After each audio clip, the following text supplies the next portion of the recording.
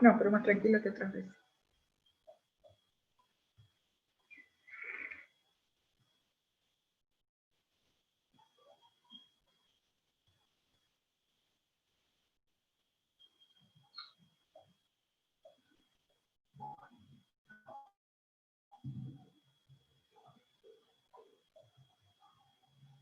¿Querés decir por qué tiene el barbijo puesto?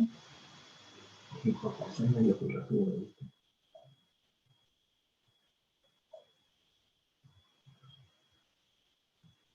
Ah, sale por YouTube también, no pucha que te entero.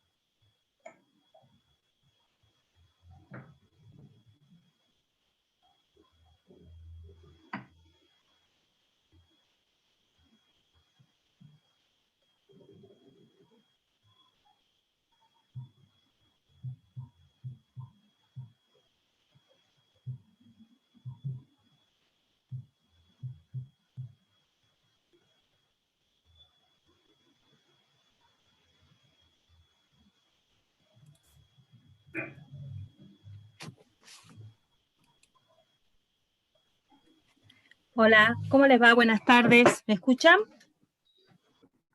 ¿Sí? Perfecto, muy bien. Buenas tardes. Bien, gracias. Buenas tardes, mi nombre es Gabriela Ciñanes, junto a las profesoras Iris Solarte y Raquel Rodríguez, integrantes del equipo a cargo de la organización de este ciclo de formación, y en nombre de la Secretaría Académica de la Universidad Nacional de Salta, le damos la bienvenida a este primer conversatorio en el marco del ciclo de formación tecnopedagógica pensada para la elaboración de las propuestas de enseñanza en el marco de la bimodalidad. En esta oportunidad contamos con la presencia de la docente contenidista de la clase 1, la profesora Claudia Floris, quien estuvo a cargo del desarrollo del tema entre lo presencial y lo virtual, la reorganización de la planificación. La profesora Claudia Floris, voy a hacer una brevísima y acotada síntesis de su amplia trayectoria docente, de investigación y de gestión que tiene. Ustedes la deben haber leído tal vez por lo que difundieron los docentes tutores del ciclo. La profesora Claudia Floris es profesora en Ciencia de la Educación de la Facultad de Ciencias Humanas de la Universidad Nacional del Centro de la Provincia de Buenos Aires. Es máster en Procesos Educativos Mediados por Tecnologías del CEAT, PROET de la Universidad Nacional de Córdoba. Se ha desempeñado como docente en diferentes instituciones de educación media y superior. Actualmente está desarrollando su tarea docente en carreras de grado y posgrado en universidades nacionales y otras, en diferentes ámbitos educativos también, formal, no formal, y en las modalidades educativas presencial y a distancia. Así también hoy es la directora del Sistema de Educación a Distancia de la Universidad Nacional de Mar del Plata. Ha realizado numerosas publicaciones y participado en vastos eventos académicos vinculadas a su especialidad, que es la inclusión pedagógica de las tecnologías de la información y la comunicación en el campo educativo. Y bueno, sus actividades se desarrollan en el marco de la enseñanza la gestión, la investigación y la extensión. Y bueno, su foco de trabajo es la educación, la comunicación y las tecnologías. ¿Cómo vamos a desarrollar este conversatorio? La profesora inicia con una presentación y luego deja el espacio para que podamos plantear nuestras consultas, nuestras inquietudes. Lo pueden hacer a través del chat. Las docentes integrantes del equipo van a atender esas consultas y bueno, esa va a ser la dinámica, ¿no? Claudia presenta, ustedes pueden hacer sus planteos, sus inquietudes, vuelve de nuevo Claudia a retomar esas inquietudes y bueno, vamos a generar un diálogo a través de este espacio. Esperamos que sea útil, provechoso y bueno, podamos realmente satisfacer nuestras expectativas. Muchísimas gracias por su presencia y cedemos la palabra a Claudia. Bueno, muchas gracias, buenas tardes a todos y todas. Gracias, Gabriela, por las palabras. La idea es que, sobre todo, escucharnos entre todos en relación a lo que han comenzado a ver con este curso que tiene que ver con repensar el cómo dar clase en este nuevo escenario, porque ni siquiera llegamos a tener una nueva normalidad, ¿sí? Fundamentalmente, a ver, vamos a compartir.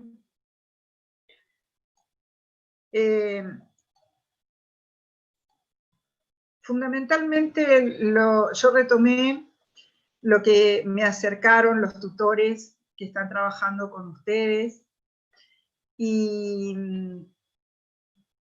la verdad es que me parece muy interesante las preguntas, las observaciones. En principio, yo les comento que esto que estamos viendo, en realidad simplemente es tirar algunas líneas, poder dar algún aporte para repensar lo que podemos hacer en este contexto con las tecnologías y la continuidad pedagógica. En general veo a partir de sus comentarios y de las participaciones que hay mucho empeño, muchas ganas de ver cómo mantener la continuidad pedagógica, cómo sostener el aprendizaje de los estudiantes, y mucha incertidumbre también, desconcierto, a veces hasta frustración, y es algo que estamos sintiendo todos, y no es solamente porque no podemos encontrar una estructura, una forma de hacer las cosas, sino que también hay todo un contexto muy particular que realmente nos afecta, y las consecuencias son también psicoemocionales de este contexto. Así que es muy difícil poder estar hablando de estrategias de tecnología educativa en un contexto tan complejo, no solo desde lo sanitario, sino también desde lo psicológico, sociológico, económico, político, ¿sí? Esto para aclarar en principio que uno cuando escribe todas estas líneas que ustedes han podido leer en el módulo, uno le escribe con bastante optimismo tratando de encontrar ese aporte, pero no es fácil, insisto, por el contexto en el que estamos. Bueno, algunas de las preguntas que me acercaron los tutores, muchas observaciones y comentarios se repetían o coincidían, así que yo tomé aquellas que me parecieron que eran interesantes empezar a charlarlas. Yo voy a dar alguna breve respuesta a esto, pero también me gustaría después que ustedes participen diciendo si estamos de acuerdo, si no estamos de acuerdo, qué más necesitamos saber. Una de las preguntas que me pareció muy interesante es cómo construir esta nueva normalidad en aquellas zonas que carecen de conexión, ¿no? De conexión a Internet. Primero que hablamos de nueva normalidad, pero todavía no existe, como lo dije al principio. Es un contexto que está cambiando y unos esquemas y una forma de actuar que va cambiando. No es lo mismo. Cuando empezamos en marzo del 2020, pensando que iba a ser unos días, un mes como mucho, el aislamiento, y otra cosa es estar en este momento a 6 meses de altibajos en realidad, porque ha habido aperturas y ha habido retrocesos en cuanto a las actividades económicas fundamentalmente, y en distintas partes del país ha sido muy diferente. Así que esto de la nueva normalidad es una nueva normalidad que creo que en realidad vamos a poder tener algún indicio varios años luego de haber pasado por esta etapa. Lo que sí es cierto es que estamos virtualizando la educación y que se recurrió a la virtualidad porque hay un modelo dominante de las tecnologías en el mundo, de las cuales no las podemos negar, estemos de acuerdo o no, nos atraviesan y estamos todo el tiempo utilizando estas tecnologías. Si vamos al banco, si vamos, es más, cualquier electrodoméstico hasta tiene algún tipo de computadora en su interior que nos permite hacer uso de ese artefacto. Así que digamos que todo lo que tiene que ver con computación, informática, atraviesa muchísimas prácticas sociales, muchas cosas, actividades de la vida cotidiana.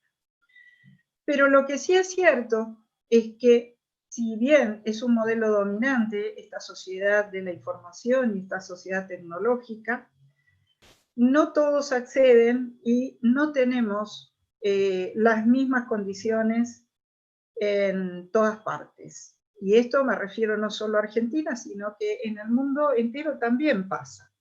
Pero en el caso de Argentina, que es un país tan grande, las diferencias regionales, las diferencias económicas, ya de por sí es un país que como característica no tiene una conectividad amplia y muy eficiente en todo el país.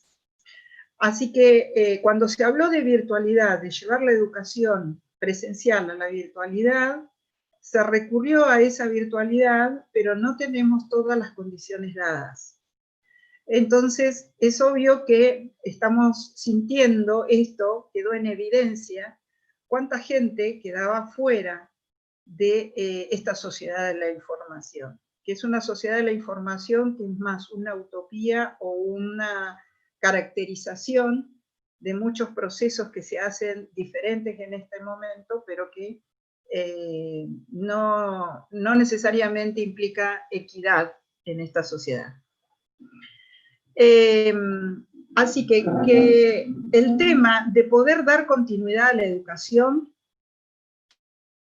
implica ser muy creativos, sobre todo, como estamos muy acostumbrados los argentinos, a recurrir a otras tecnologías. En el módulo yo les ponía algunas cuestiones que tienen que ver con la radio, con la televisión, pero la radio es un medio que se usó muchísimo en los años 70 y 80 para la educación a distancia, para llegar sobre todo a las zonas rurales. No es algo que nosotros estemos acostumbrados a utilizar, es una tecnología muy potente que tiene que estar acompañada de impresos. Esto quiere decir que cuando estamos hablando de que queremos llegar a mantener la enseñanza en sectores en donde no hay conexión, tenemos el gran desafío de establecer y armar nuevas estrategias para llegar a esos estudiantes, con tecnologías que para nosotros ahora son antiguas. Esto lo podemos seguir charlando después, pero quiero seguir contestando algunas de las preguntas que me acercaron. Entonces, en síntesis, esta primera pregunta de cómo construir esta normalidad, la tenemos que construir paso a paso y precisamente con las condiciones concretas en las que se nos presenta. Y estas condiciones concretas precisamente nos han mostrado que hay una gran desigualdad de acceso, por ejemplo, a las tecnologías. Además de las diferencias culturales que encontramos, socioculturales que encontramos en las familias y que a veces, por más que tengan la conectividad, la familia no puede estar acompañando el aprendizaje, sobre todo en los más pequeños, que es lo que ha sucedido sobre todo en lo que es la educación primaria. Y con respecto a la conexión a Internet, yo soy de las que creen que la virtualidad es muy potente, pero que también existen muchas otras tecnologías potentes, porque lo importante de la educación es llegar a todos. ¿Cómo motivar a los estudiantes para conectarse a las clases, que participen, que entreguen los trabajos solicitados? Esto es un tema fundamentalmente didáctico y hasta psicodidáctico. En realidad esto implica ir conociendo cada vez más cómo es el joven de hoy. Estamos hablando de jóvenes adolescentes, jóvenes que, o bien en la escuela secundaria o de la educación superior. Y si bien puede ser que no tengan acceso a determinadas tecnologías, pertenecen a una generación donde culturalmente tienen otras competencias y otras formas de vincularse con sus pares. No tienen la misma lógica, las mismas formas de pensar y de ver la realidad, y por eso nosotros como docentes en general encontramos una gran diferencia entre los estudiantes y lo que nosotros recordamos de nosotros mismos como estudiantes. Entonces, en principio, hay que tratar de interiorizarse algunas cuestiones de los usos culturales, de las formas en las que ellos conciben, perciben la realidad y cómo se mueven en esta realidad. Captando estas cuestiones, uno puede tratar de vincular lo que ellos o cómo son ellos con lo que nosotros tenemos que enseñar. Entonces hay como un puente que tenemos que establecer entre la cultura juvenil y la cultura académica a donde nosotros queremos llevarlos. Y en ese puente es donde nosotros vamos a encontrar algunas motivaciones.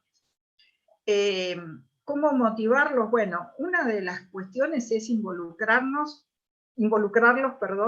a los estudiantes en problemáticas concretas. Yo veía que algunos de ustedes, de los docentes que están realizando este curso, en algún lado vi que trabajaban en aprendizajes basados en problemas. Fíjense que el tema de encontrar una problemática que sea atractiva para el estudiante y que pueda utilizar los conocimientos para ir resolviendo esa problemática, de por sí ya resulta motivante. Lo otro que también es muy motivante es poder complementar la imagen, sonidos, es decir, que no se centre toda la enseñanza y el aprendizaje en la lectoescritura. Si bien es fundamental que desarrollen sus procesos de pensamiento, leyendo y escribiendo académicamente, también nosotros debemos articular lo escrito y lo oral con la imagen, con lo audiovisual, que tiene otra riqueza como código. Y el tema de la entrega de los trabajos solicitados, en realidad, en la medida que nosotros estamos armando un compromiso a partir del tema que le estamos proponiendo, de la tarea que le estamos proponiendo, el estudiante va a estar comprometido con la entrega. No siempre se logra, esto lógicamente es lo que ustedes me van a decir, pero también es cierto que todos somos hijos del rigor y entonces hay que poner pautas muy claras para entender que si no se hace determinada cosa, no se logra, por ejemplo, el aprendizaje que estaba buscando acreditar. ¿Cómo facilitar el contenido para mis estudiantes? Precisamente es lo que yo les decía. Si no podemos, a través de medios virtuales, que es un tema específico, no es lo mismo estar transmitiendo todo un contenido a través de Classroom, a través del Moodle o a través de cualquier otro medio. Tenemos que saber cómo organizar el contenido para transmitirlo a través de cualquiera de las tecnologías, pero también es importante que complementemos, por ejemplo, con audios o con un video nuestro, esto cuando estemos hablando de conectividad, pero sin conectividad, insisto, hay que volver a las guías concretas, a las guías didácticas impresas, que permitan orientar al estudiante, leer el material y poder trabajar sobre el material que nosotros le estamos diciendo que tiene que estudiar, ¿sí? Y para que no estudie precisamente de memoria, sino que nosotros, elaborando una guía didáctica potente para trabajar ese material teórico, también estamos ayudando a que se conecte con el contenido. Entonces, acá también retomamos de utilizar variedad de tecnologías y variedad de códigos, de lenguajes, para que todo se complementa, todos tienen su potencial. ¿Cómo orientarlos en el uso, en el buen uso de las TIC? Esto lo copié mal. Este es otro tema, es un tema también donde necesitamos formarnos. Las tecnologías tienen muchísimas potencialidades, pero también tienen muchísimos riesgos, muchísimas limitaciones, y necesitamos todos, no solo los jóvenes, formarnos críticamente en el uso de la tecnología. Hace muchos años atrás, en los 80, en los 90, hablábamos de educación para la recepción crítica, porque estábamos muy preocupados de los chicos mirando dibujos animados, o mirando películas, o la televisión en sí misma era una fuerte preocupación. Hoy esa preocupación pasó a YouTube, a lo que consumen a través de Internet. Todo eso implica un montón de elementos para formar la criticidad, para saber seleccionar la información, para no creer todo lo que se lee, para saber buscar, para saber utilizar, para saber producir y difundir. Es decir, que hay mucho respecto del uso de las TIC.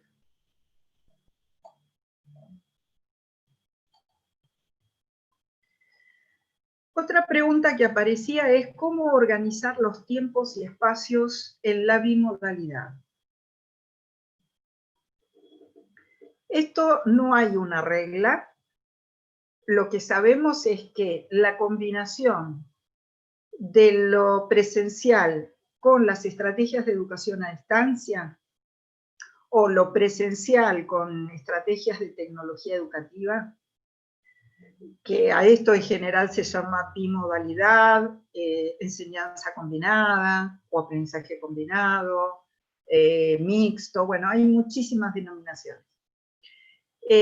La organización de los tiempos tiene más que ver con la priorización de los contenidos, y en los contenidos es fundamental que se detecten los conceptos, contenidos, temas problemáticos.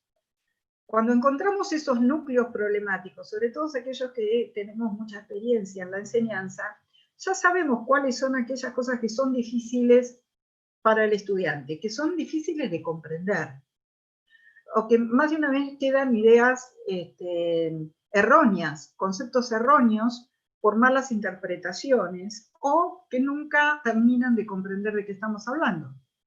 Entonces, si nosotros tenemos muy en claros esos núcleos temáticos, vamos a poder diferenciar cuál es el trabajo que puede hacer a distancia sin necesidad de estar con nosotros como docentes, el estudiante, y el tiempo de presencialidad va a ser para profundizar, para aclarar, para sistematizar, para poder dar luz a lo que sigue quedando como problemático. Es decir, en la distancia uno puede hacer, miren una película, miren un documental, analicen estos textos, analicen estas fotos, analicen estos materiales en general, desde un artículo de diario, lo pueden compartir, pueden discutir a partir de un foro, por ejemplo. Pero si no fuera así, la cuestión es que cuando termina el presencial, mejor dicho, cuando llegamos a la instancia presencial, ahí es donde yo retomo todo ese trabajo a distancia y puedo profundizar, sistematizar y saber hasta qué punto esos contenidos fueron comprendidos o no. Entonces, la organización de los tiempos en la bimodalidad tiene que ver más con a qué le tengo que dedicar un tiempo específico para la comprensión del contenido. Y cuánto yo puedo dejar para que el estudiante, con mis orientaciones, pueda aprender solo o en grupo. En el caso de que no estemos utilizando tecnologías virtuales, todo eso se puede hacer a través de lo impreso y de la radio como en otras épocas. Pero esto implica una serie de estrategias específicas que las podemos charlar en otro momento. ¿Qué estrategias son más adecuadas para realizar el acompañamiento de las trayectorias de los estudiantes? Esta es una pregunta compleja porque la estrategia uno la puede planificar en términos generales, pero después con cada grupo y de acuerdo a los condicionamientos que hay en la realidad, por ejemplo, esto que estamos diciendo, que no tenga conectividad o que sí tengan conectividad, que sean de un sector sociocultural con muchos elementos, con muchos materiales y recursos con los que puedan trabajar el estudiante, va a ser un tipo de acompañamiento del estudiante. Otra cosa va a ser todo lo que tengamos que desarrollar a partir de alguien que no tiene esos recursos inmateriales. Y en esto yo quisiera destacar, que en realidad ya lo venimos hablando en las preguntas anteriores, que no todas las respuestas pasan por lo didáctico. En el módulo también yo les hacía mucho hincapié con respecto a la organización de la institución, al modelo institucional, al proyecto institucional. A veces son decisiones que trascienden al docente en relación directamente con el estudiante. Entonces, armar toda una estrategia de acompañamiento para un grupo de estudiantes que están quedando fuera de la continuidad pedagógica porque no tienen los medios, eso implica sentarse a diseñar una estrategia específica que no puede quedar en la voluntad de un docente, sino que ahí es donde se hace un trabajo en equipo, con el directivo, con el supervisor. La realidad es la realidad más cercana es la que puede tomar algún tipo de decisiones. Este tipo de cosas no se pueden manejar desde un centro ministerial que quede a kilómetros del lugar y que no sepa lo que está sucediendo, ¿no? ¿Cómo trabajar para promover el desarrollo de competencias y capacidades?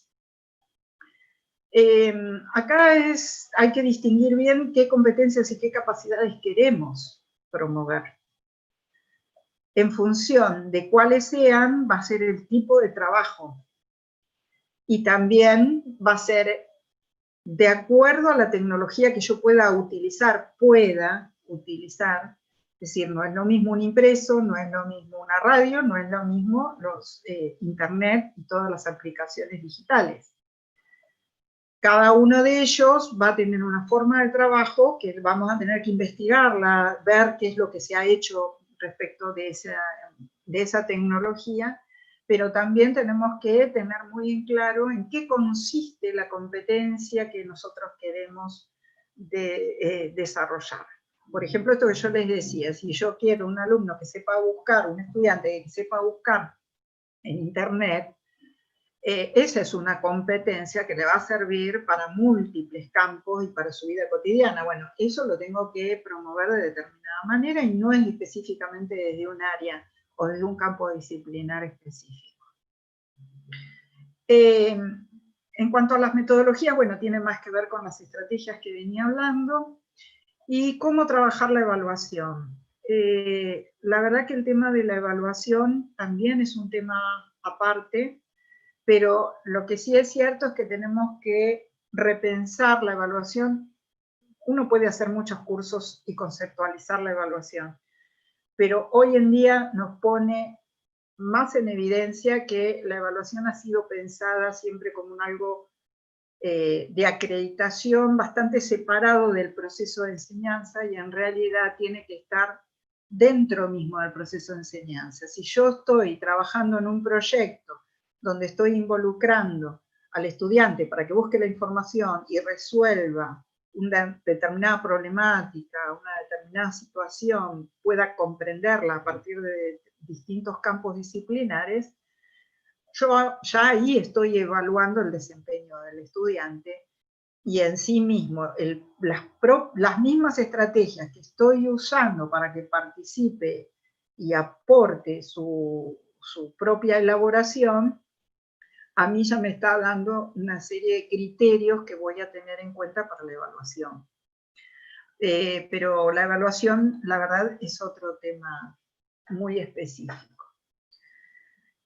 Bueno, y en general rescatar algunas cosas que marcaban, esto una de las tutoras o tutor, no recuerdo, marcaba como palabras que suenan, ¿no?, en todos nosotros con todo esto, que por un lado hay algo muy importante que es esto de compartir las experiencias. Creo que lo potente de esta época es que lo que te pasa a vos, lo que me pasa a mí, cómo lo resolví yo, cómo lo resolvió el otro, a partir de ese compartir experiencias vamos a poder ir construyendo nuevos modelos de educación, de enseñanza, en situaciones muy diferentes a las que estábamos habituados.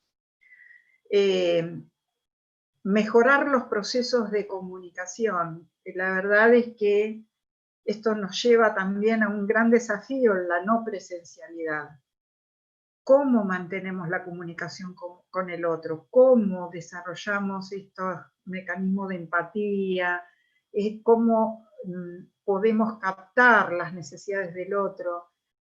Ahí la verdad es que valoramos mucho más la presencialidad por cuántas cosas podíamos mirar, resolver, observar en la presencialidad. Pero también tenemos que aprender que desde lo virtual o desde otras formas de comunicación vamos a poder encontrar también otros procesos de comunicación que no veíamos como potentes.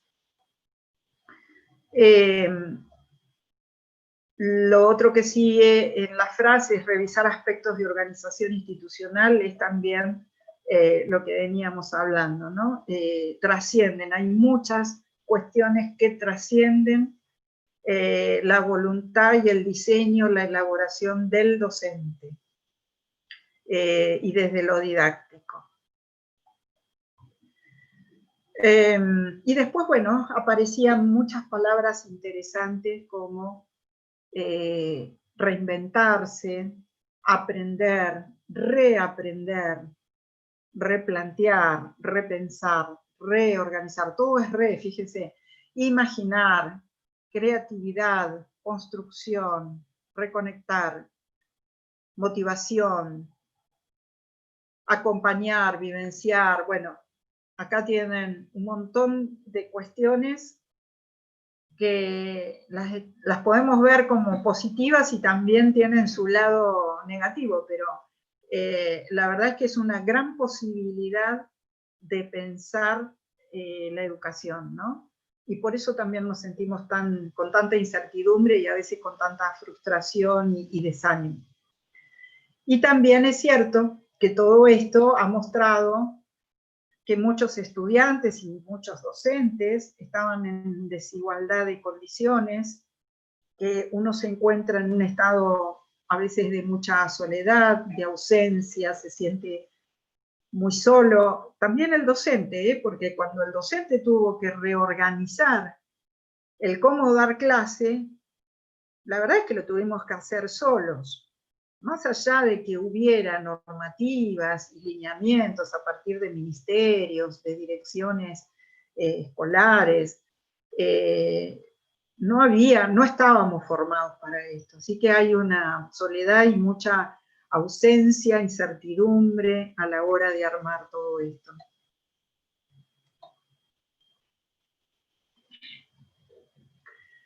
Bueno, hasta acá es un poquito alguna de las preguntas que ustedes me fueron acercando, y levanten la mano, no sé si ya fueron participando, yo estaba concentrada mirando las diapositivas. No sé, Gabriela, si querés ir transmitiéndome alguna consulta. Bien, bien. ¿Cómo nos Yo organizamos? te transmito algunas expresiones de los colegas. Iris también nos puede acompañar con las apreciaciones que se plantearon desde YouTube, porque también lo estamos transmitiendo por allí. En síntesis, las primeras intervenciones apuntaron a lo que vos estabas planteando, en el hecho de que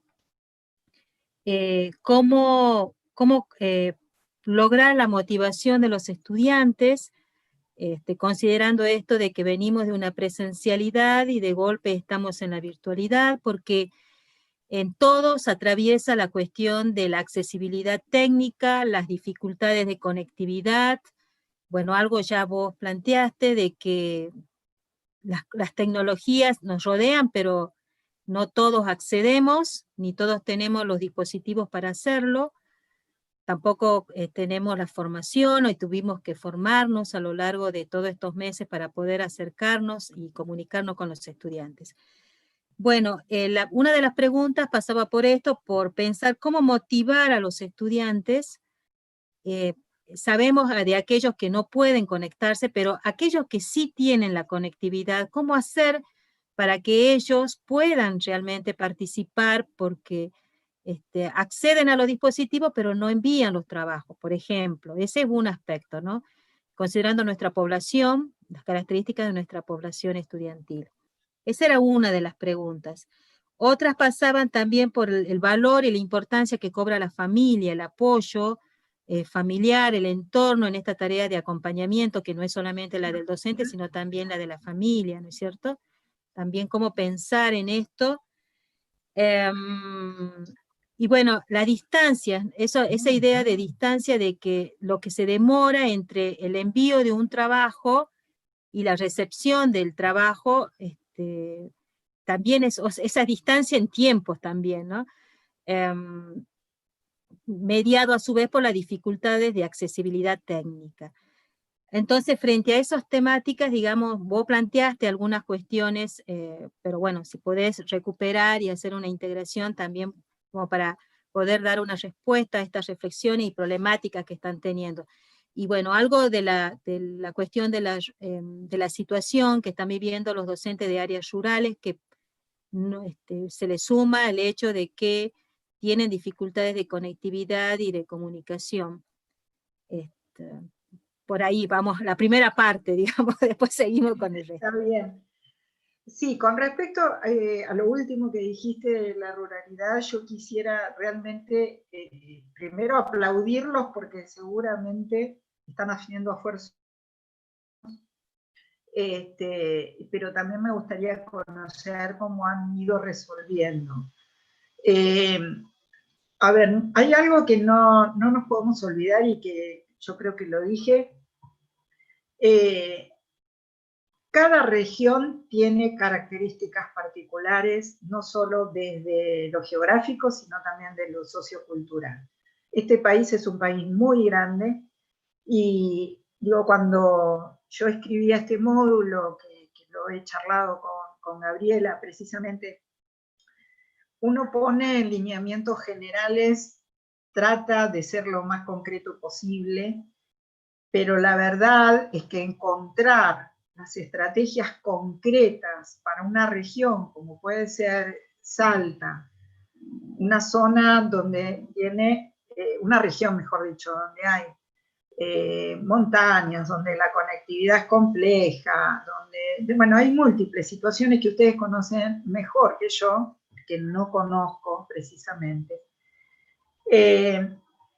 Ahí sí es un tema de, vuelvo a insistir, de lineamientos que trascienden al docente, ¿no?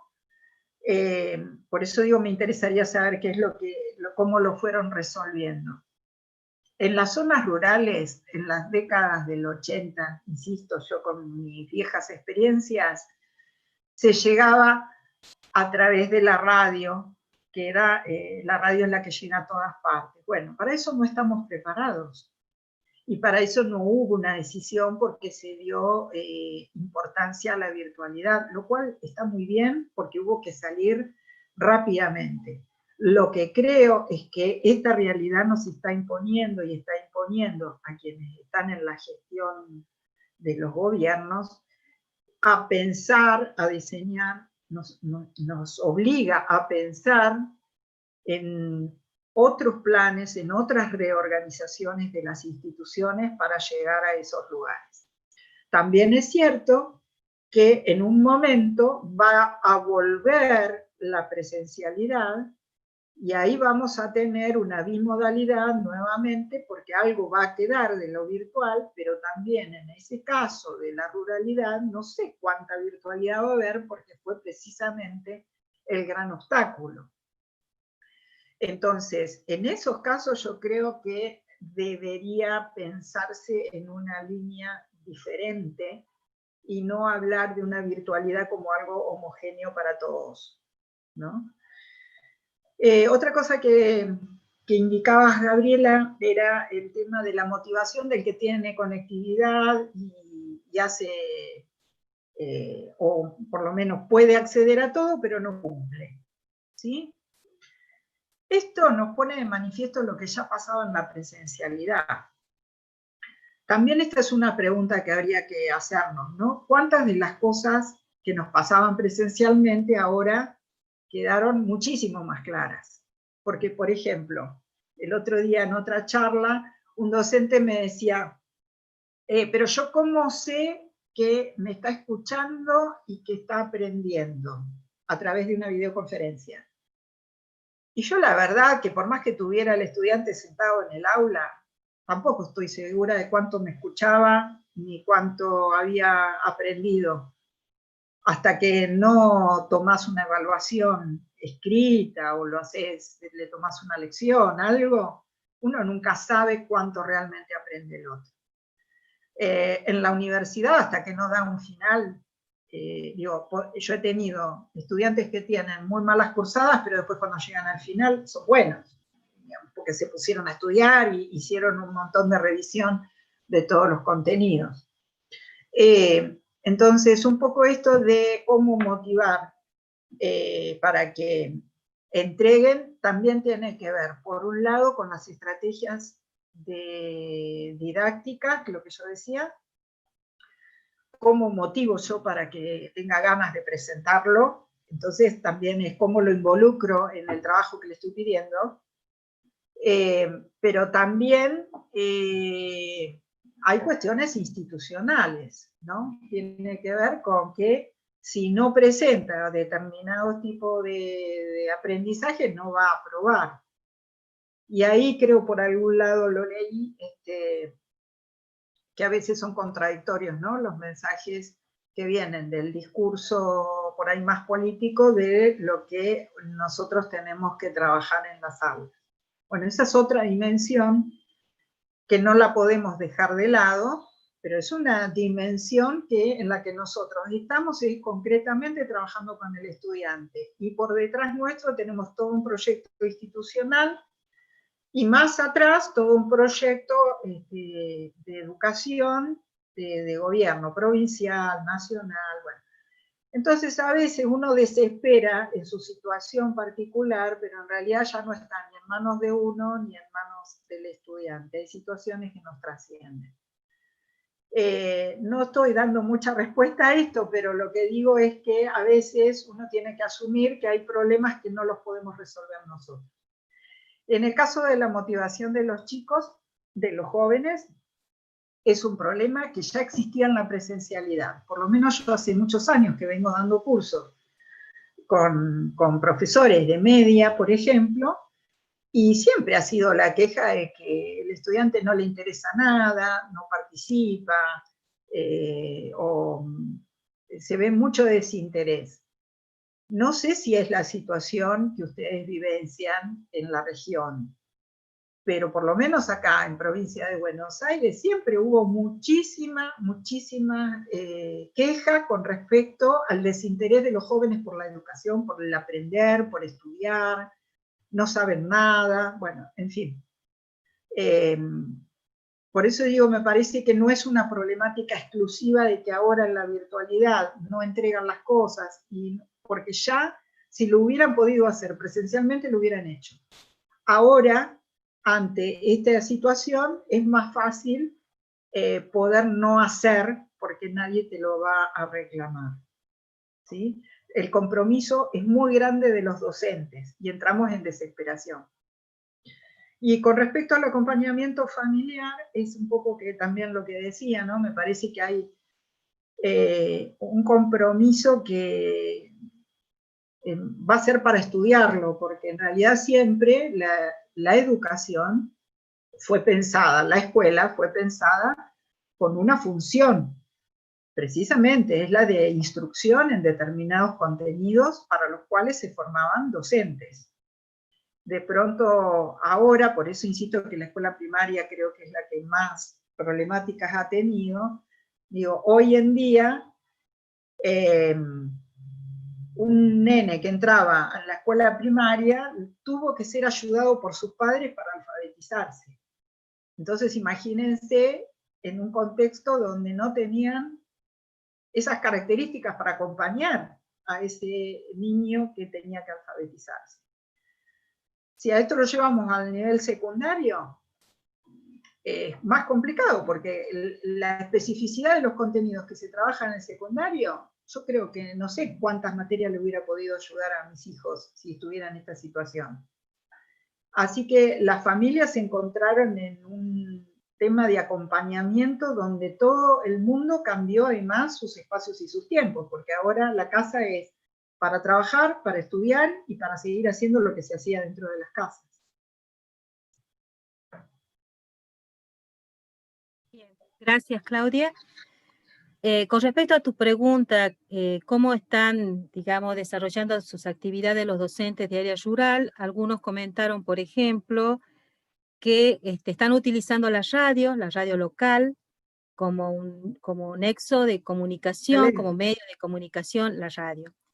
Otros expresan, bueno, algunos materiales impresos, por eso vos hablabas de esto de la complementariedad de distintos dispositivos tecnológicos, y otros comentan el uso de WhatsApp. WhatsApp que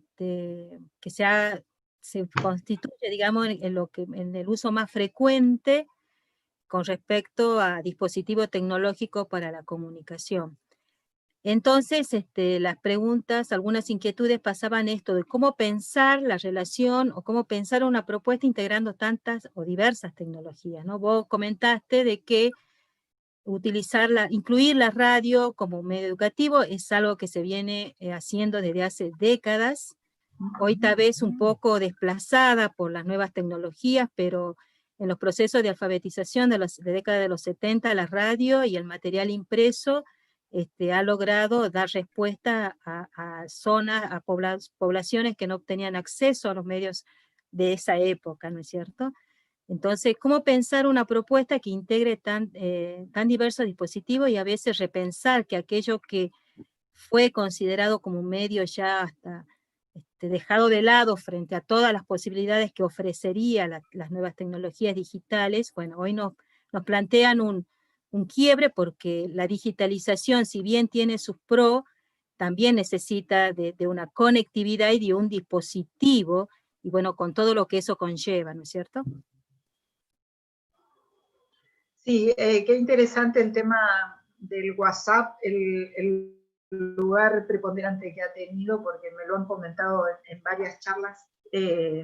La verdad es que mucho de lo que está sucediendo, a mí me interesaría que se sistematice y se haga conocer las experiencias que están realizando aquellos que están en las zonas rurales, porque yo soy una convencida que a partir de las experiencias que ustedes están generando, desde las bases tiene que salir una nueva propuesta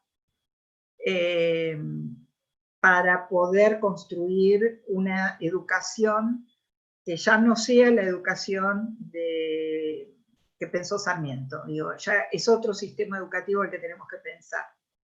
Y no es el otro extremo, todo virtualidad y todo tecnologías virtuales, sino es cómo llegamos y cómo formamos a todos, ¿no?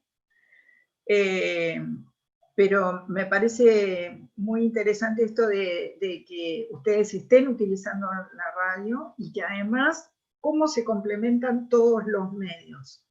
En realidad creo que yo se los comenté en el módulo, el fenómeno de transmedia, la narración transmedia, es algo que se viene estudiando hace varios años, que es precisamente eso, construir el relato entre diversas tecnologías.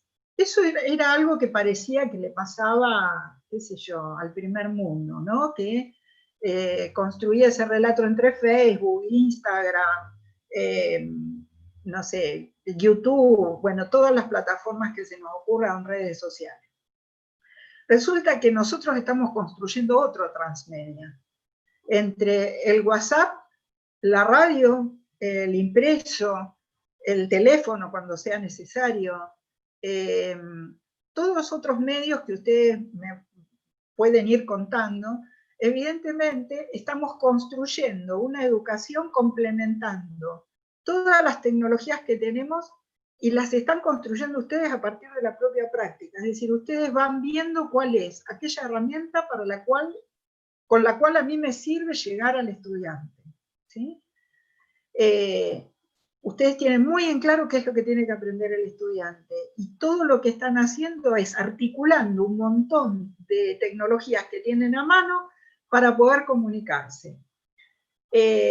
En realidad están haciendo mucho más y mejor de lo que ustedes mismos imaginan, porque generalmente me pasó acá en Mar del Plata con la Facultad de Arquitectura, que cuando empezamos a dar un curso para ver cómo evaluar a distancia en arquitectura, fíjense que en arquitectura tiene que ver con planos, cálculos, un montón de cuestiones que son muy prácticas, ¿no? Entonces los profesores estaban muy preocupados. Pero resulta que cuando voy a ver lo que estaban haciendo, era espectacular lo que estaban creando. Y ellos pensaban que necesitaban saber más, que necesitaban formarse más. Y es importante que se revalorice la propia práctica. Lo que ustedes están creando seguramente es más rico de lo que ustedes mismos imaginan. Por eso soy una convencida que todas estas cosas hay que registrarlas y hay que sistematizarlas. No somos los que investigamos sentados en provincia de Buenos Aires los que sabemos lo que está pasando en cada institución, ¿sí? Es fundamental que todo esto que ustedes están diciendo se transforme en formas nuevas de dar educación y enseñanza media y superior, ¿no? Veo que están chateando un montón, no puedo leerlos y estar hablando. Sí, bueno, yo transmito lo que está por acá, por videoconferencia, por Zoom.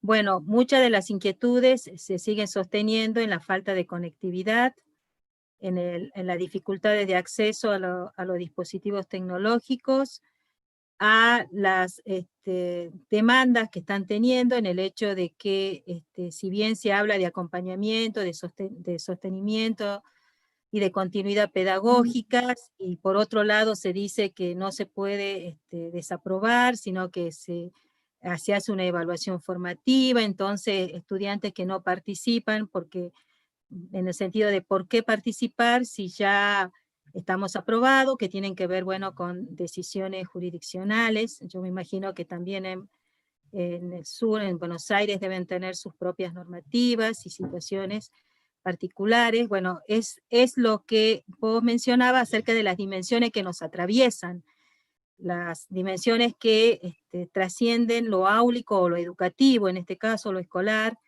y bueno, pero que también están presentes y no las podemos desconocer porque hacen a nuestra práctica, ¿no? Porque nuestra práctica es una práctica social y lo que ocurre en la sociedad y las decisiones nos atraviesa también. Bueno, las reflexiones también pasan por allí, y si bien se habla del valor de la familia, en algunos casos tampoco las familias acompañan, ¿no? Por X motivos, que será también un trabajo posterior a la investigación. Yo creo que lo que vos estás planteando es el hecho de que toda esta situación nos demanda respuestas inmediatas que ponernos a escribir o a pensarlas, tal vez nos va a llevar un tiempo posterior, ¿no es cierto?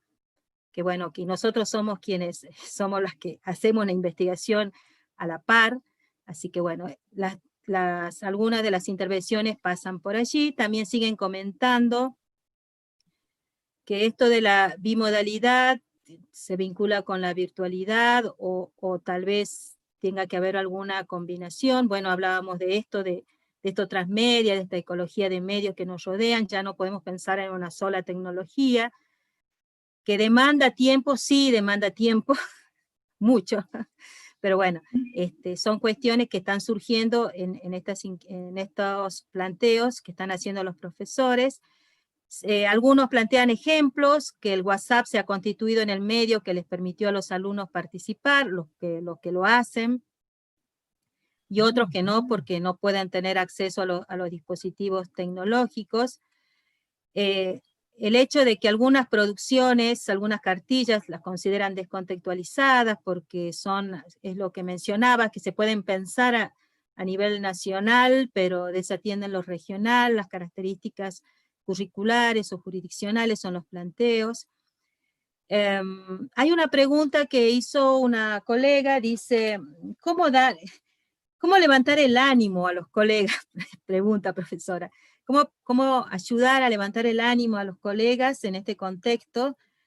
¿Y qué discurso podríamos tal vez tomar para exponer la importancia de cumplir con las actividades escolares? Es decir, la importancia del valor educativo que tiene más allá de las distancias, de los tiempos, que tal vez no son lo que nosotros esperamos, ni las respuestas son tan inmediatas como nosotros también las esperamos. Hasta ahí voy, ya sigo con las que vienen. No, está bien. En principio estaba pensando, hay una diferencia cuando uno da un curso y cuando uno da un taller. Cuando esto está planteado como curso, uno elabora un contenido.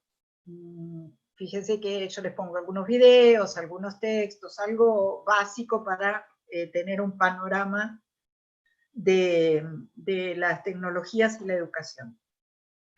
Ahora, un taller nos permite elaborar mucho más a partir de los propios participantes. A mí en general me gusta más trabajar con talleres, y obviamente que no podría haber esta cantidad de participantes. En los talleres uno tiene un número más acotado.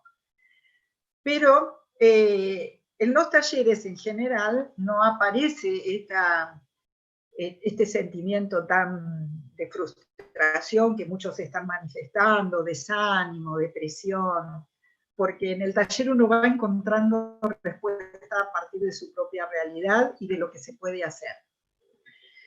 El tema de la situación que siente el docente, bueno, en mi caso trabajo exclusivamente en los últimos años en universidad y es otra realidad.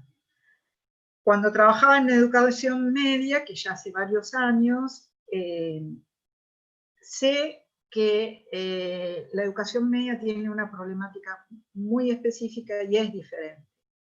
Primero porque uno trabaja en varias escuelas.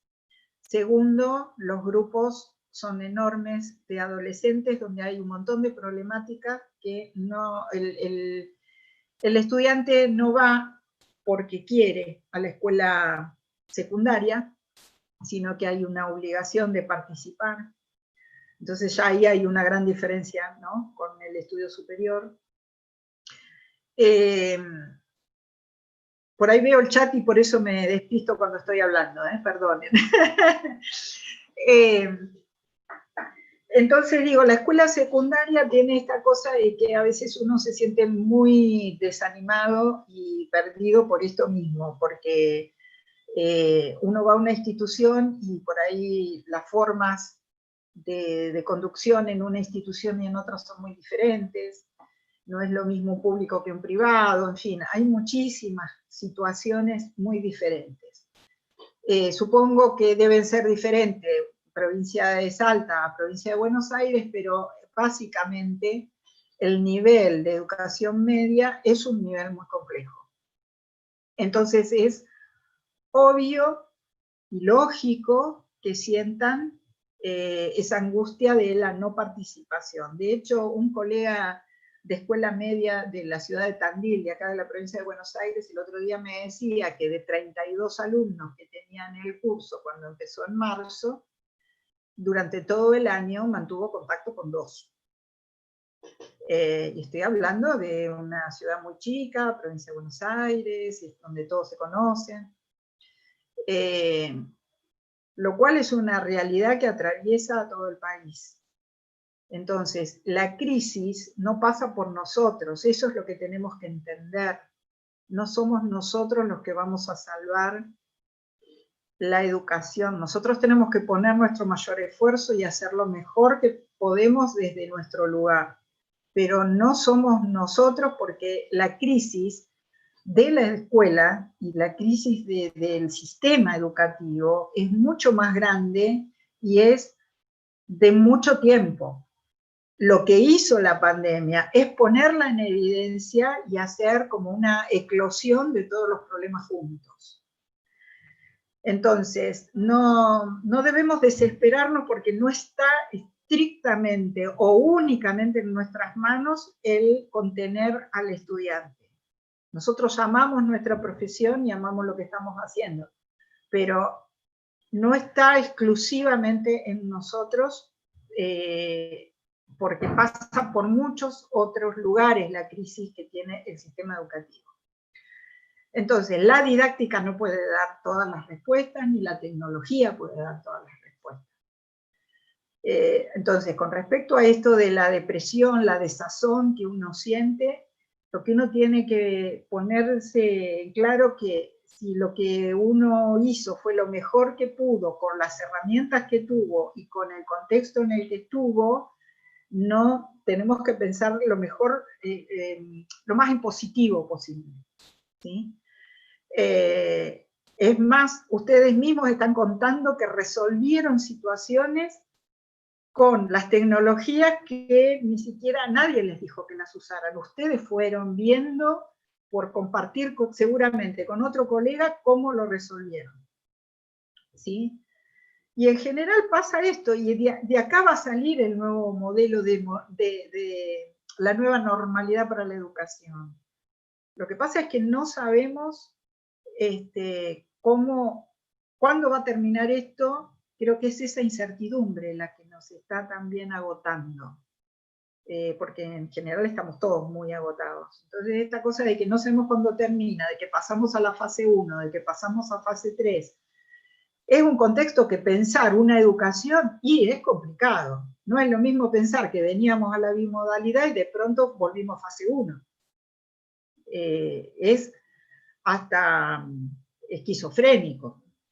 Entonces, ¿cómo no nos vamos a sentir mal? Entonces, hay que tomar conciencia de que la situación es compleja y que no somos nosotros y que, bueno, tenemos que poner lo mejor que podamos, pero tampoco dejar todo, porque precisamente no somos totalmente responsables de lo que suceda con la enseñanza.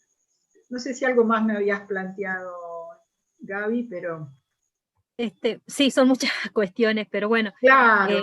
Sí, estábamos... Es para café, mate, cerveza y no sé da cuántas para cosas más. más. Te dejo una sola pregunta y ya le doy la palabra a Iris, quien está recuperando las expresiones de los colegas que están en YouTube.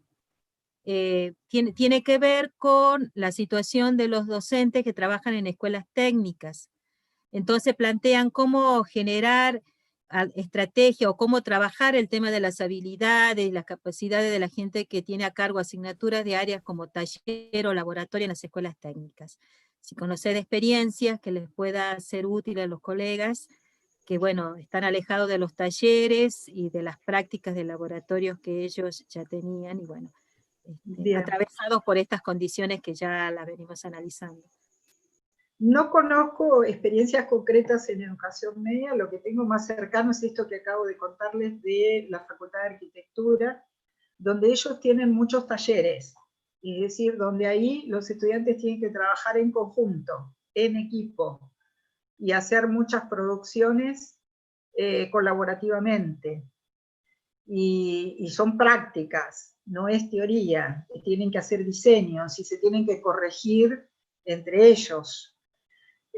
Acá en arquitectura hay una materia, nosotros estamos tratando de sistematizar todo lo que encontramos en la Facultad de Arquitectura, así que espero poder tenerlo para noviembre, esta sistematización. Pero, por ejemplo, nos llamó la atención que una profesora, a través de sus hijos, conoció la plataforma Discord o Discard, no me acuerdo cómo es, a lo mejor la conocen ustedes, que los jóvenes lo usan para videojuegos. Discord, gracias. Con esa plataforma lograron un intercambio y una participación de los estudiantes que ellos estaban asombrados y que habían logrado mucha mejor participación que cuando lo hacían presencialmente. Nos relataron un montón de situaciones que yo la conocía, pero la verdad es que siempre no la conocía de nombre, pero no la había indagado y no lo he hecho todavía, ¿no? Pero cuando ellos me relatan, le pregunto a mis hijos, yo tengo hijos grandes, pero que son de la generación de los videojuegos, y entonces uno de ellos me dice, mamá, yo te había dicho que por qué no la usan para educar, para la enseñanza.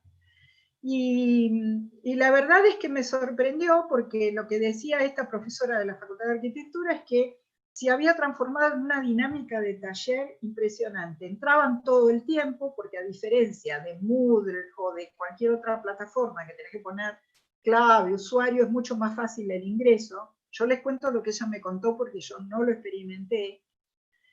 Y participaban todo el tiempo, compartían todo el tiempo, había mucha participación y fue muy bueno las colaboraciones y las producciones grupales. Yo supongo que si exploramos ese tipo de estrategia para talleres que son parecidos, algo de eso vamos a poder hacer en la escuela media.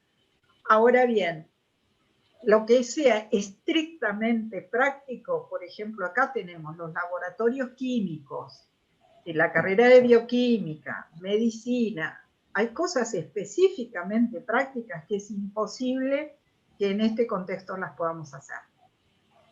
Aun cuando podamos implementar una simulación, lo que sea, es algo que no estamos en condiciones y no es lo necesario para que podamos acreditar, en el caso de la universidad, el título de un profesional sin esas prácticas. supongo yo que en la escuela media es lo mismo, y en una escuela técnica que tiene que pasar por esos talleres y que tiene que acreditar ciertos saberes prácticos, manipulación de ciertos instrumentos, yo supongo, por lo menos lo que recuerdo, que en las escuelas técnicas también está la orientación en química, manejo de mecánica, ¿no? Todas estas cuestiones que tienen que ver bien con la práctica, evidentemente esas van a quedar en un nivel mucho más teórico y algún tipo de simulación que se pueda aplicar. Pero lo estrictamente práctico, lamentablemente en todas partes estamos teniendo un grave problema si no podemos volver a algún grado de virtualidad, de presencialidad.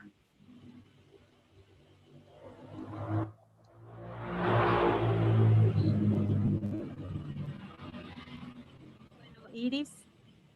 Bien, bueno, Claudia, te voy a transmitir algunos de los comentarios que están haciendo los colegas que están siguiendo por YouTube la transmisión y algunas preguntas concretas, al igual que lo que los colegas están expresando acá en el chat. Hay mucha desazón, hay mucha angustia por los esfuerzos desmesurados que hacen los colegas, y porque, como bien decías, de alguna manera se sintieron en una enorme soledad trabajando e implementando una serie de estrategias, y como decías también al inicio, utilizando mucho de la creatividad para poder garantizar de la mejor manera posible la propuesta de continuidad pedagógica, lo que no necesariamente se expresa en que todos los estudiantes estén acompañando, estén posibilitándose estos encuentros, las respuestas, el trabajo. Eso los colegas manifiestan una enorme preocupación, una enorme desmotivación. Por supuesto, también la provincia de Salta tiene una geografía compleja, tenemos muchos espacios rurales donde la educación se está implementando con características diferentes, y la conectividad no es algo que caracteriza este espacio. Mismo pasa en la capital o en las zonas periurbanas, estamos en condiciones complicadas respecto a la conectividad, quizá mucho más que en el centro del país. Esto también lo expresan los colegas, y concretamente había algunas preguntas en relación a cuál podría ser una sugerencia para trabajar actividades cortas, trabajar en proyectos, apelar a una propuesta interdisciplinaria dentro de las instituciones educativas como para favorecer el trabajo. Otra de las preguntas estaba vinculada específicamente a cuáles podrían ser algunas estrategias que motiven a los estudiantes para poder vincularse a aquellos que tienen los recursos y los accesos para hacerlo, básicamente. Y una tercera pregunta centrada en cómo se visualiza en este contexto y en el que se viene, que uno lo nombra bajo la categoría de nueva normalidad, el rol del docente, ¿no? Porque en esta tensión entre lo que espera la sociedad, lo que espera la familia, los documentos de los ministerios y la realidad concreta que vive el docente, que todos los días es el que trata de generar condiciones para la continuidad pedagógica, bueno, que nos puedas comentar un poco cómo visualizas este nuevo rol docente. Bueno, empiezo por la última y después te pido que me recuerdes las otras. Dale, dale. El tema del rol docente, bueno, yo hablaba de una crisis del sistema, evidentemente es una crisis que tiene que ver también con cuál es nuestro rol y cuál es el rol del estudiante. Vuelvo a mi experiencia dentro de la universidad. Yo soy docente de una carrera que en el último año, doy una materia del último año, y a veces, no a veces, siempre les propongo que nos pongamos como iguales, como colegas, porque ya se están por graduar. Y resulta que les cuesta muchísimo salir de ese rol de alumno, de que esperan que uno le diga lo que tiene que hacer. digo, si esto pasa en la universidad, ¿dónde? Alguien está estudiando para ser un licenciado, un profesor o un ingeniero, lo que sea, cuesta porque uno está acostumbrado a construir un rol donde pasa por distintas materias, espera a ver qué es lo que quiere el docente y entonces todos adecuamos nuestras estrategias para aprobar la materia, para después poder llegar y tener el título. Imagínense en la escuela secundaria esto multiplicado el doble, es decir, no van a hacer porque sí, porque además la escuela es obligatoria, insisto, no es algo elegido. Entonces, el rol de ese estudiante precisamente no está acostumbrado a un rol activo. Las tecnologías, fíjense ustedes que el joven tiene muchísima capacidad para el videojuego, para las redes sociales, pero para utilizar las tecnologías para estudiar, no. ¿Por qué? Porque precisamente para estudiar tiene que tener ciertos hábitos y cierto compromiso, cierta actitud y aptitud para entrar en ese proceso de enseñanza-aprendizaje. Entonces, si él aprendió que el rol es, el docente me dice lo que tengo que hacer, yo hago lo que él me dice y listo, cuando cambiamos toda la modalidad y no, por más que yo le diga, tenés que entregarme este trabajo, pero no me ve, no está conmigo, yo no lo tengo todos los días enfrente para decirle si no me entregas esto, te pongo un 1, estoy diciendo muy exagerada, el estudiante aprovecha esta situación porque no tiene construido el rol de estudiante. Está siempre más pensado como alumno, es decir, como alguien a quien uno le da la enseñanza y él la incorpora y hace lo que corresponde. Pensar en un rol de estudiante implica también en pensarnos en un rol docente distinto, en donde yo ya no tengo que estar diciendo cada cosa que tiene que hacer, sino que yo tengo que pensar en toda una estrategia, como lo que ustedes están haciendo. Están elaborando toda una estrategia para la enseñanza, para llegar al estudiante, pero ¿qué pasa? Se encuentra con un estudiante que todas esas tecnologías las usa para otra cosa, no para estudiar. Es chino para ellos estudiar con tecnologías. En tener que entrar, bajar un material, leerlo, es lo mismo para ellos. La escuela es lo aburrido, es lo que no les gusta. Entonces, las tecnologías están asociadas con el entretenimiento, con el pasarlo bien, con el estar conectado con los otros, pero nosotros nos metemos en las tecnologías y le metemos, para ello, ¿no? La lectura del joven es, le estamos metiendo la formalidad de la educación. Ahí es donde tenemos este desafío de reconstruir, de repensar nuestro rol docente. Tenemos que pensarnos más como un guía que está articulando, que sabemos de un contenido disciplinar, pero que además tenemos que orientar al otro para que vaya encontrando esa construcción del conocimiento. Todavía sobrevive en nosotros un modelo clásico de transmisión de información, de querer que el otro incorpore lo que nosotros decimos que tiene que saber, no en la construcción de conocimiento por parte del otro. Es más, la mayoría de nosotros no estamos formados para que el estudiante diga no estoy de acuerdo con lo que me estás enseñando. Nosotros enseñamos un contenido totalmente convencidos que el estudiante tiene que saberlo tal cual nosotros se lo decimos.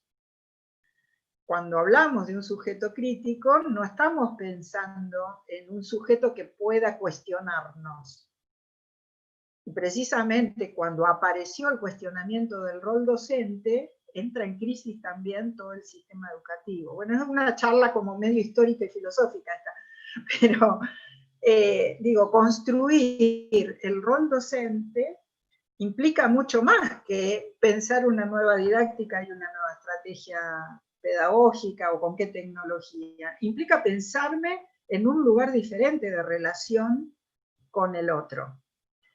Y eso implica que el otro también tiene que cambiar su rol como estudiante. Y eso no se cambia ni en 6 meses, ni de un día para otro. Es una construcción, fíjense, de un sistema educativo que viene planteado de determinada manera desde el siglo XIX, aun cuando se fue modificando. Entonces, básicamente es una estructura, la del sistema educativo, que tiene siglos, y ahora la queremos modificar y nos sentimos muy perdidos, porque nosotros estamos cumpliendo nuestra función, pero en un contexto totalmente diferente, que ni siquiera sabemos hacia dónde va. Entonces, ¿cómo no vamos a estar a veces deprimidos o angustiados? Psicológicamente, las personas, el sujeto humano, necesita cierta certidumbre. Y cuando la perdemos, obviamente, tenemos los síntomas, ¿no? ¿Qué otras preguntas me habías hecho, Iris? Una cortita. La sugerencia sería actividades cortas, trabajo por proyecto, trabajo interdisciplinario. ¿Qué sería Todo lo más eso. adecuado? Lo más adecuado, insisto, es lo que primero lo más adecuado, cualquier cosa menos transmitir información a un modo tradicional, de que es esto lo que el otro tiene que saber, sino lo ideal es que se busque aquella estrategia para construir conocimiento. Y cuando hablo de construcción de conocimiento es que sea significativo para el estudiante. Entonces, si yo lo involucro en una situación y en esa situación tiene que recuperar conocimientos de matemática, de lengua, de historia, de geografía, le va a ser más significativo. Ahora, si yo me quedo con un contenido y le doy un ejercicio de matemática y ese ejercicio lo tiene que resolver aisladamente, no va a ser de la misma significación que si yo a ese ejercicio le encuentro una aplicación en alguna situación. En alguna situación, mejor dicho, un aprendizaje situado, ¿no? Entonces ahí entra a jugar lo interdisciplinario, entra a jugar la resolución de problemas. Puede ser corto, puede ser que sea un proyecto largo, pero que tenga muchas etapas. No necesariamente es algo que uno pueda medir, lo que tiene que uno ver es hasta cuándo se mantiene esa significatividad para el estudiante. Entonces no hay una respuesta concreta. Lo que sí digo es que hay que evitar la transmisión de determinado conocimiento, sino lo que hay que hacer es buscar estrategias que articulen conocimientos de diferentes disciplinas. Fíjense la lógica del videojuego, por ejemplo. Un videojuego, bueno, yo ahora no sé los que hay en este momento, pero había juegos como, por ejemplo, la construcción de un parque de diversiones, que no me acuerdo cómo se llamaba, hace muchísimos años, cuando mis hijos eran chicos. Para hacer los juegos del parque de diversiones, eran por ensayo y error, pero resultaba que ellos terminaban de aprender manejo del dinero, manejo de la física, cálculo de física, matemática. Había un montón de cosas que aprendían a calcular porque, por ejemplo, hacían una montaña rusa y se les morían todos los visitantes del parque. Entonces se daban cuenta que la habían construido mal. ¿Y cómo era? Y bueno, tenían que ver con qué pendiente, con qué velocidad, con un montón de elementos que ponían en juego para la construcción del parque de diversiones. Los juegos que tienen elementos de historia, la civilización creo que se llamaba, ¿no? Donde se ponía en juego todo lo que era tomar decisiones para gobernar. Y se daban cuenta cuál era el sistema social, político, que les servía más para una cosa o para otra. Pero lo aprendían en el juego. Y a partir del juego, si los docentes de historia, de geografía, de matemática, lo hubieran sabido, lo hubieran utilizado. Porque ese tipo de cosas las llevas a la escuela y las pones en discusión, y aprovechás, y ahí sí le das un texto para leer, y ahí sí le das un video para ver, una documental. Pero el videojuego es el motivador y es el que conecta, articula conocimientos en una cosa concreta.